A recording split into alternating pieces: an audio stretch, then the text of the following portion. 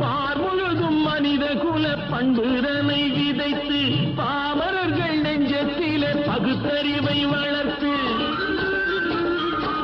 பார் முழுதும் மனித குல பண்புதனை விதைத்து பாமரர்கள் நெஞ்சத்திலே பகுத்தறிவை வளர்த்து போர் முறையை கொண்டவர்க்கு நேர்முறையை விதைத்து சீர் வளர தினமும் வேகமதை வளர்த்து பெற்ற திருநாட்டினிலே பற்றுதனை விதைக்கணும் பற்றுதனை விதைத்து விட்டு நல்ல ஒற்றுமையை வளர்க்கணும்